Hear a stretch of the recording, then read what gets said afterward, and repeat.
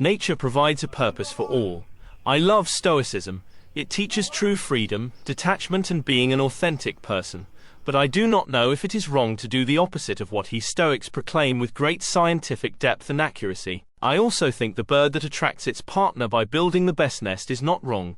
The guy who works hard to get the attention and honor of a partner of his dreams is like the bird that builds a beautiful nest to attract, keep, and care.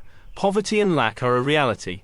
Limited resources may call for caution, but the bird that works hard to earn the attention and admiration of his partner is still answering to the call of nature too. A man who is drawn to caring and keeping sings nature's dictates with his very sweat. Nature provides a purpose for itself. Let the stoical personalities focus on self-improvement and building their self-confidence. Let them master themselves and honor their path, and still possess a Christian heart that does not look down upon a man who sacrifices intimacy for a great cause, but embrace the bird that depends on her partner to create meaning, because that too is as relevant and necessary as the biblical call to procreation and populating the world to glorify God.